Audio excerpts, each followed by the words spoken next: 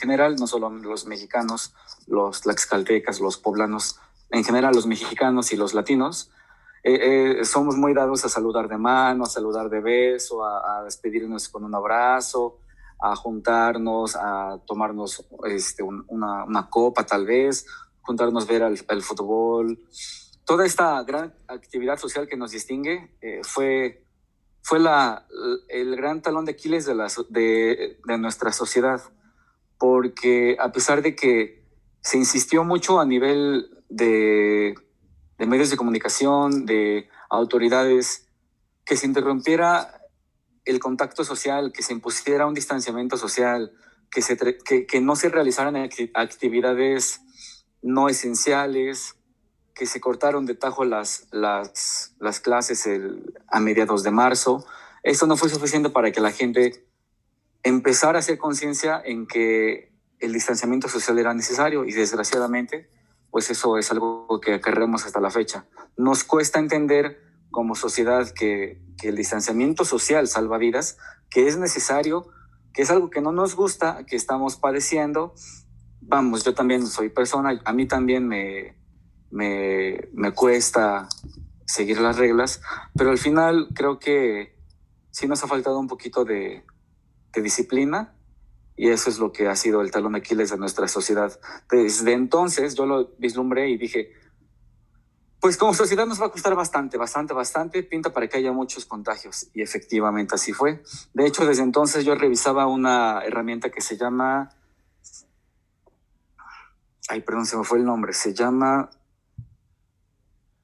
una herramienta de una universidad de Estados Unidos, que mediante algoritmos estadísticos va prediciendo el número de contagios, el número de muertes confirmadas, el número de muertes estimadas, es decir, las que se confirman más las que no son reportadas con estudios, con pruebas diagnósticas, y ha ido la curva, y el número de muertos en la realidad ha sido muy fidedigna a estas curvas. Por poner un ejemplo, pintaba para que a finales del 2020 las muertes en México fueran de alrededor de 120,000, y efectivamente estamos a punto de llegar a los 125,000. Solamente como algunos datos pues que a mí me parecen curiosos y un poquito tristes, pero son importantes. La misma curva nos predice que para el 31 de enero habría 145,000 muertes de 2021. Para el 9 de febrero habría 150,000, que es otro número relevante. Para el 13 de marzo, que es cuando se cumpliría un año exacto del inicio de esta pandemia y del confinamiento en México, serían 165,000 muertes. Y para el 31 de marzo, que fue la fecha más a distancia que pude consultar, habría 170,000 muertes confirmadas. A eso tendríamos que sumar las muertes que no fueron confirmadas, pero que podemos estimar. Entonces, confirmadas con prueba, tendríamos al 31 de marzo del 2021 131 muertes. Y pues es un escenario un poquito triste, tanto para todos como sociedad y para los profesionales de la salud. Mi siguiente pregunta, bueno, queda como demasiado obvia respecto a si tú imaginabas que cómo iba a ser el panorama, ¿no? O sea, ya me has planteado cómo lo vislumbrabas desde los datos, pero ya en la práctica, ¿cómo fue tu enfrentamiento con un primer paciente COVID? O sea, ¿recuerdas quién fue ese primer paciente COVID en lo privado y también en lo público? Que también creo que al momento en el que entras en lo público, la pandemia pues ya había avanzado, ya estábamos en un momento diferente a cuando empezaste a tratar de manera particular, ¿no? Entonces, ¿cómo fueron estos dos momentos? Sí, la verdad es que, digo, el primero de todos fue en el ámbito privado, y sí lo tengo muy presente porque fue mi tío. Mi tío me habló y me dijo, oye, por favor, necesito que me cheques porque me siento mal. Siento esto y esto y esto, y además estoy empezando a sentir que ya no huelo, y eso me llama la atención. Y yo dije, bueno, hay algo que investigar ahí. Entonces, pues recuerdo muy bien que fue mi tío, lo fui a ver. Ya se comenzaba a saber que que este virus se transmite principalmente por el flux, que son las pequeñas gotitas que emitimos al hablar, al respirar, y el receptor, bueno, lo puede adquirir por la boca, por la nariz o por los ojos. Entonces, sí me acuerdo que llevé un cubrebocas N95, me acuerdo que llevé gafas y pues entré a verlo. Ya en ese entonces ya me había informado porque yo ya me preparaba para eso, me quise informar, investigué acerca de guías de tratamientos que aquí en México tardaron mucho en salir, pero en Estados Unidos afortunadamente salieron. Entonces me dediqué a investigarlas, a actualizarme y afortunadamente esto me sirvió para poder ofrecer un tratamiento oportuno a mi tío.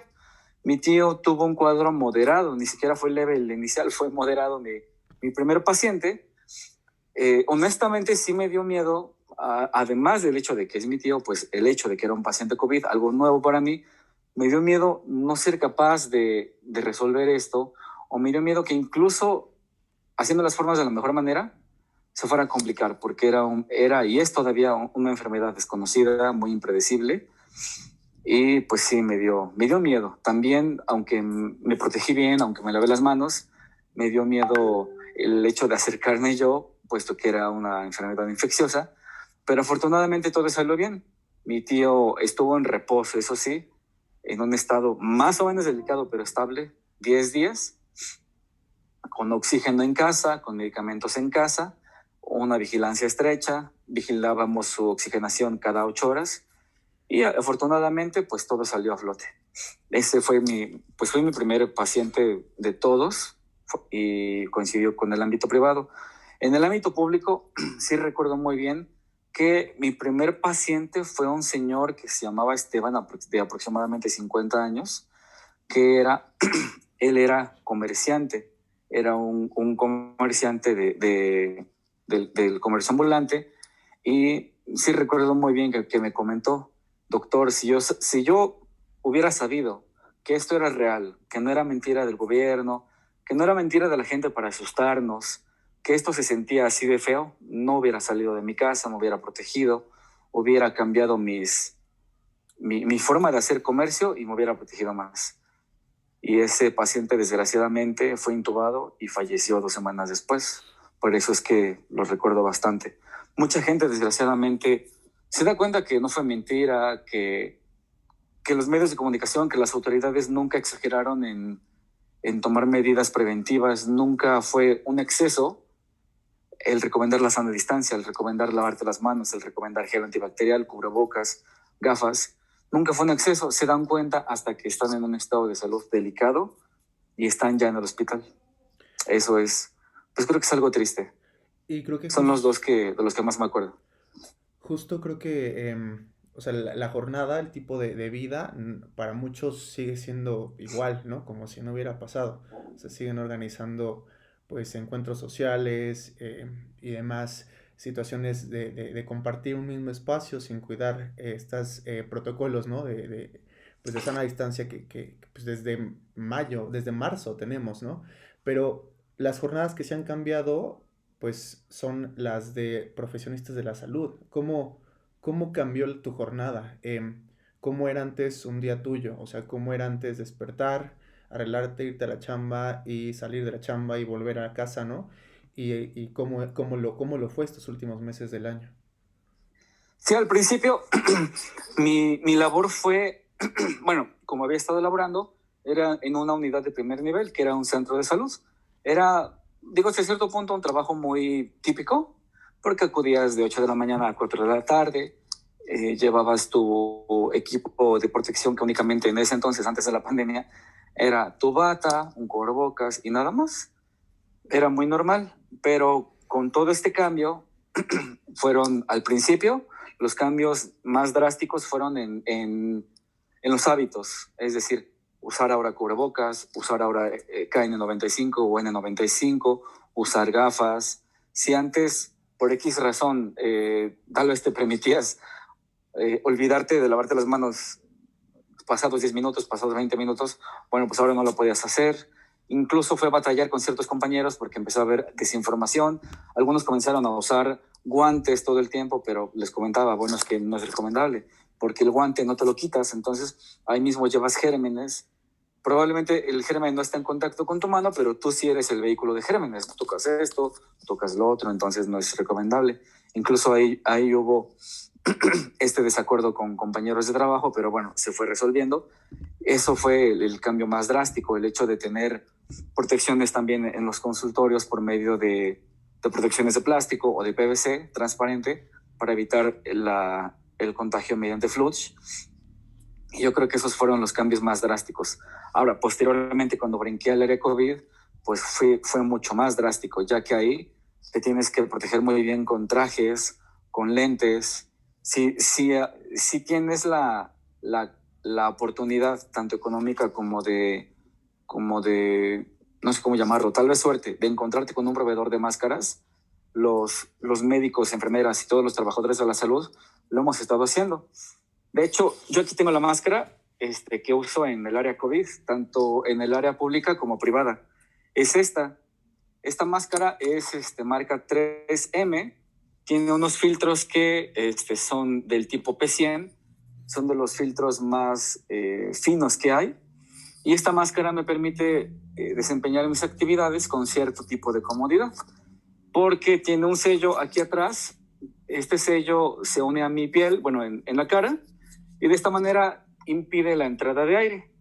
Y es un aditamento que en realidad pues yo tuve que comprar. Yo tuve que hacer la inversión porque pues bien o mal, más mal que bien, en el sector salud no nos brindan protecciones así de rigurosas. Entonces, muchas trabajadores, enfermeras, médicos, estamos optando por comprar nuestros propios equipos de protección.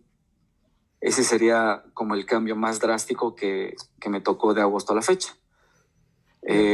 Usar el uniforme completo, al inicio, usar gafas, usar cubrebocas N95, usar guantes todo el tiempo, usar botas, tener que calcular tus periodos de comida, de ir al baño, porque no podías quitártelo cada rato.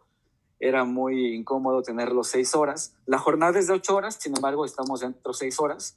Nos permitimos una hora antes y una hora después, no estar en el área para poder ir al baño, poder consumir un poquito de alimentos, poder hacer cosas administrativas fuera del área COVID.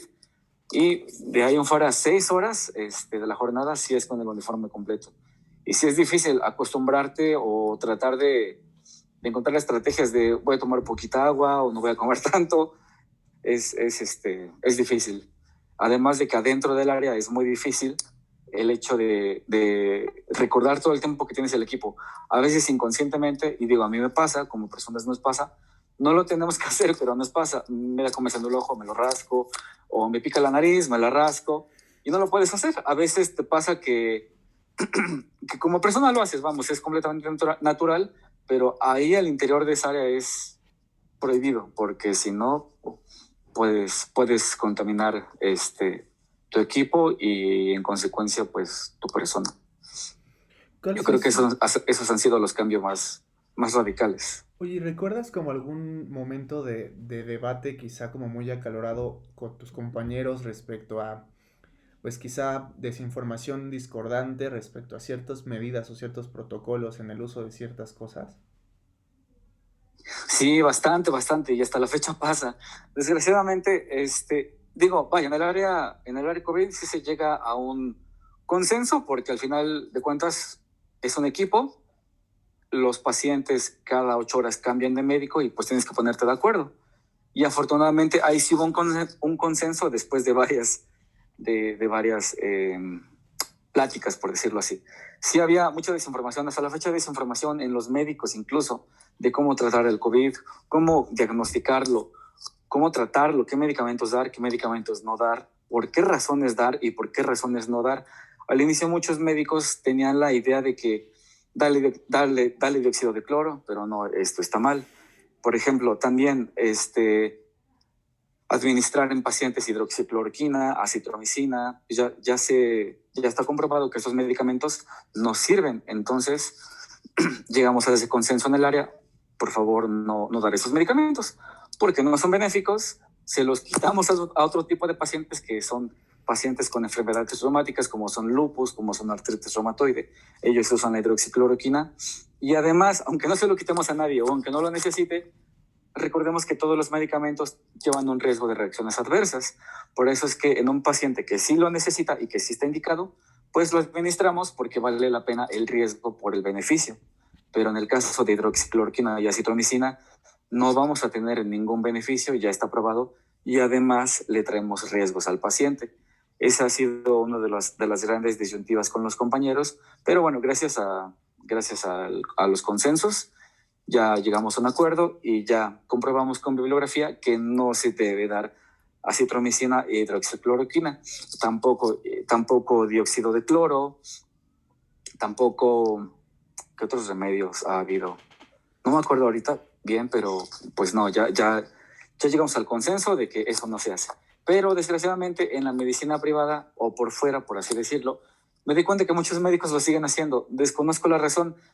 Yo en redes sociales, al menos en mi círculo social, por WhatsApp, por Facebook, pues trato de compartirles a mis compañeros, ¿saben qué? Link de la nueva actualización, de la nueva guía de los CDC, que son los Centros de Control de Enfermedades de Estados Unidos, o de los Institutos Nacionales de Salud de Estados Unidos, que son las guías certificadas más, para empezar, las que más pronto llegaron a nosotros como médicos, número 1 y número 2, las que más frecuentemente se actualizan con información científica válida. Entonces, siempre las estoy compartiendo. ¿Saben qué? Aquí hay un link, léanlo, échenle un ojo. Vamos, con cualquier pretexto trato de hacer divulgación, pero aún así es difícil porque ciertos compañeros médicos no lo hacen y desgraciadamente caen en las fake news como muchas personas. Ellos como médicos caen en las fake news, pero lamentablemente la replican porque además de que la hacen suya, la replican en los tratamientos con sus pacientes. Entonces, sí, esa ha sido una mala experiencia en cuanto a la falta de consenso en el ámbito médico. Y alrededor, bueno, eso pensándonos desde las disyuntivas, pero desde los encuentros, o sea, desde pues, la parte positiva, ¿no? De todo este aprendizaje, porque al final yo creo que esto nos deja mucho conocimiento, mucho aprendizaje, pues también mucho autorreconocimiento de lo que podemos hacer como personas, como equipo, ¿no? ¿Qué es lo que pues has valorado más de estos meses de trabajo en área COVID? Yo creo que la perseverancia y la fortaleza del personal de salud. Bueno, no es porque yo pertenezca al gremio de la salud, pero creo que sí se ha mostrado a nivel general, y yo lo veo con mis compañeros, fuerza, unidad y perseverancia, ¿no? Porque no es fácil entrar ahí, no es fácil cuando en tu casa te esperan tus papás, o en el caso de jefes de familia, te espera tu esposo, tu esposa, te esperan tus hijos. Siempre existe el riesgo, aunque hagas todo bien, de que algún pequeño error humano o por otra circunstancia te lleves el virus a tu casa, y eso te da miedo, te pone a pensar si vale la pena, pero a pesar de eso, todos mis compañeros han regresado todos los días a estar al frente de la batalla, y creo que es algo que tengo que reconocerlo, esa fortaleza para sobreponerte al miedo, a la incertidumbre, a la carencia de insumos, a, muchas veces al maltrato de la gente. Afortunadamente, conocidos a mí, médicos y enfermeras nunca han sido agredidos, pero sí lo vimos en meses pasados por noticieros que habían sido agredidos, y nos dio cierto temor, porque pues era injusto. ¿Cómo es posible que yo estoy cuidando probablemente a familiares de esas personas y recibir yo ese trato en la calle? Pues es injusto. El miedo a la gente, incluso, como ya lo comentaba, y sobreponerte a eso creo que es de admirar, es de admirar la fortaleza de todo el personal de salud. Y yo se lo reconozco a todos mis compañeros. Claro, creo que eso no, o sea, como ciudadanos nos indignó demasiado. Como personal médico seguramente también, pues muchos sentimientos encontrados alrededor de recibir esa respuesta, ¿no? Sobre todo de personas que, pues quizá no entendían completamente qué estaba sucediendo en el hospital, pero pues sí, no era para llegar a esos niveles. Recientemente aquí en Tlaxcala hubo un caso también en un hospital de pues unos familiares que pues lamentablemente dejaron en una situación muy eh, complicada, ¿no? Al de seguridad del hospital. Em, pero bueno, regresando como a un tema de lo que nos toca a nosotros, ¿no? O sea, de manera personal, con tu familia, ¿cómo fue la relación? ¿Cómo ha sido la relación? Porque no me has contado con quién vives. ¿Vives solo? ¿Vives con tu familia? ¿Qué cambió? ¿Qué se fragmentó con ellos? Porque pues bueno, Oh, sí, sí, cierto. Bueno, tengo 28 años, no estoy casado y vivo con mis papás, vivo con mis hermanos y con mis papás. Entonces, bueno, por ejemplo, desde ahí se ve, bueno, en cuanto a la perspectiva personal, pues, ¿cuál era mi miedo?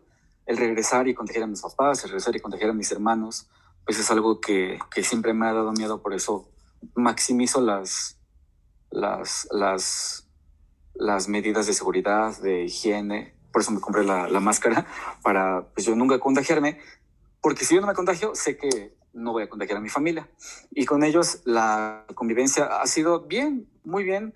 Al inicio, en cuanto a los hábitos y adecuarnos a la pandemia y al confinamiento, fue difícil porque entra este factor humano, el de la negación al cambio. Sí me costó bastante, me costó a mí y me costó con mi familia comentarles, recomendarles, pedirles que salieran a lo más mínimo, que las compras las organizáramos para que fuera solamente una vez o dos a la semana, no salir, no dar abrazos, no dar la mano, ponerse el cubrebocas bien, cubrirse la nariz, si es posible llevar gafas, si es posible llevar careta. Todos estos hábitos, sí fue muy difícil porque, pues, todos nos resistimos al cambio, ¿no? Y yo me incluyo, pero afortunadamente, con reforzamiento, con el hecho de pedirlo por favor, de explicar que todo esto es por amor, por protección, porque queríamos que estén bien, afortunadamente eso me ayudó a que mi familia pues lo acatara y lo aceptara y ahora colaboramos todos de una mucho mejor manera.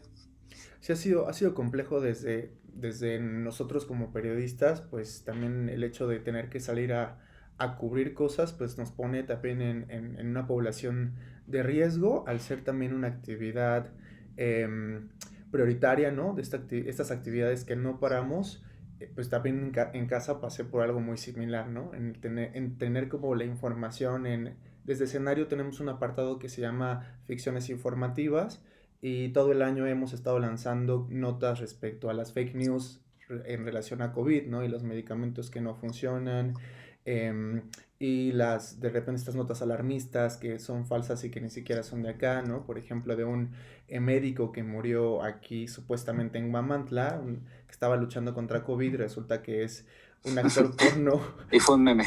que su Sí, foto ronda por todos lados, ¿no? Pero al final este doctor de Guamantla también ya fue, creo que militar de otro país y ha rolado su foto, pero sí. ha sido muy complejo lidiar desde las fake news también, incluso como dices, ¿no? A nivel personal, con la familia, con quien te rodea, pero sí, como tú lo observas, también veo desde acá, desde mi casa, como mucho aprendizaje, o sea, lamentablemente quizá ya como muy tarde después de que se pudieron evitar pues muchos contagios, se pudieron salvar como muchas vidas o evitar que se tuvieran que salvar, ¿no? Desde un tema de prevención, pero justamente revalorando como el año, ¿cómo es que el hospital donde estás laborando está cerrando el año? ¿Cómo lo sientes? ¿Cómo se siente al interior el hospital? Mal.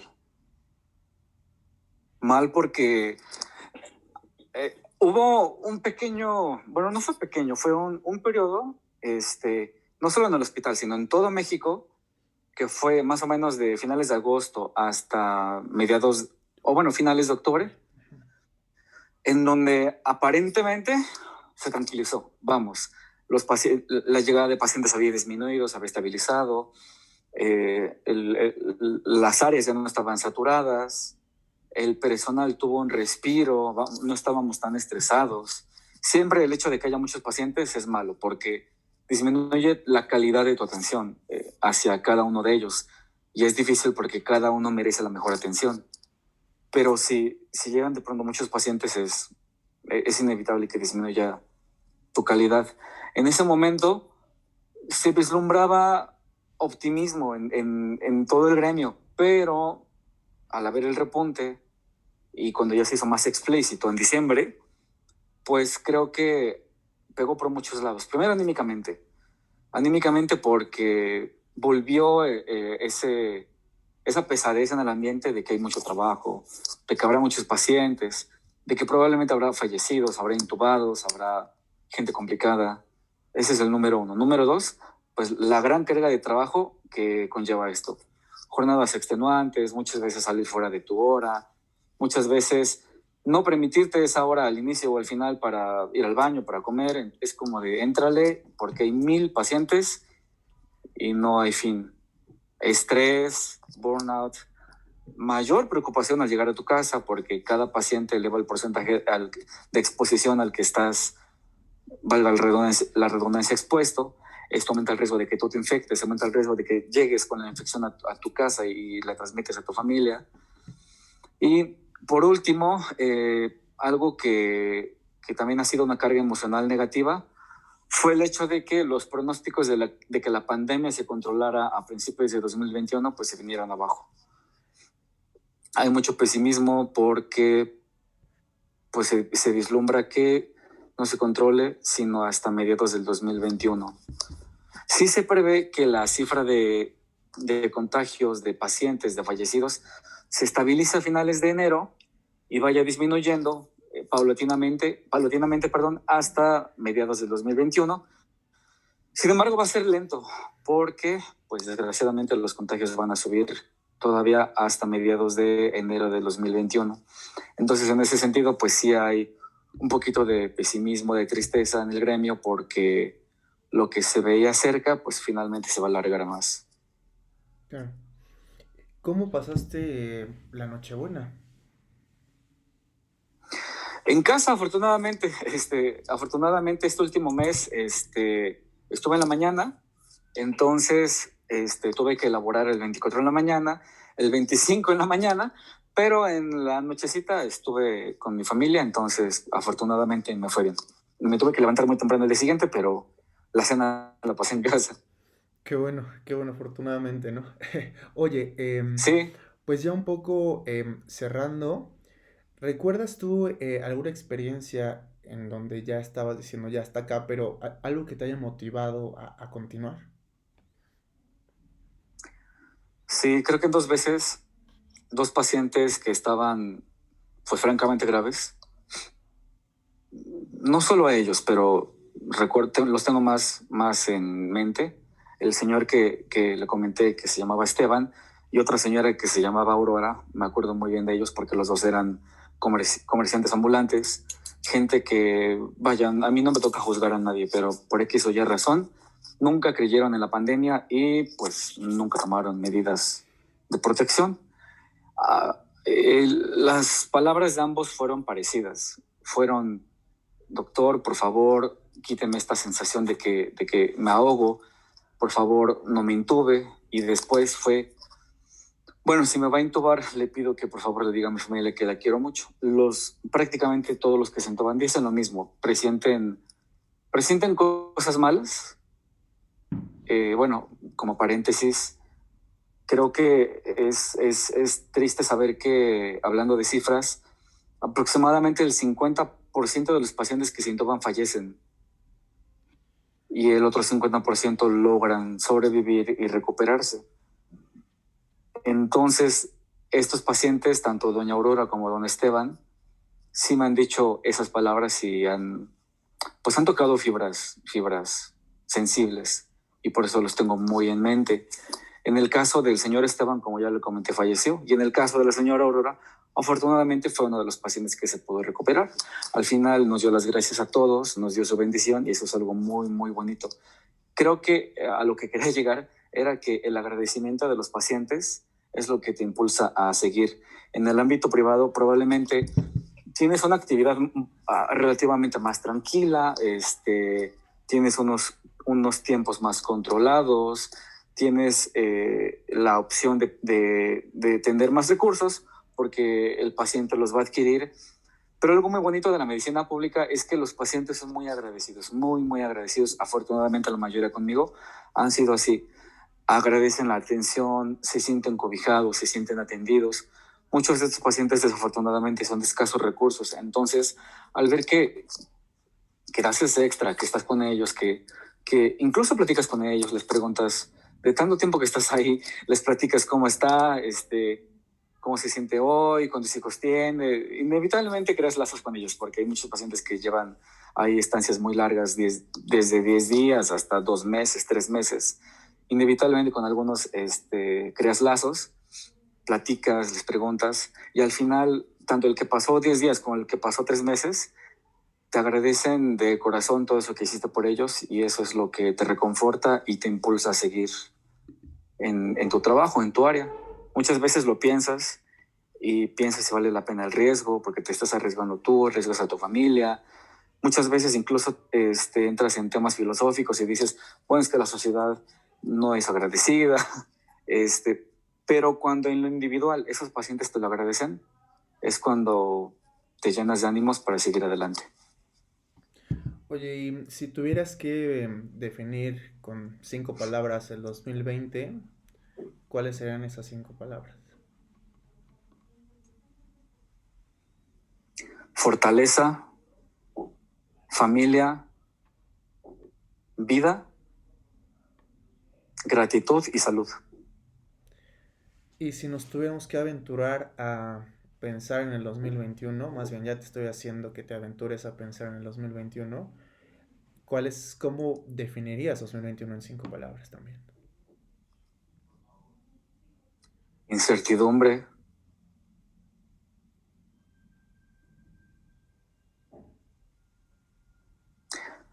bueno, ya dije incertidumbre,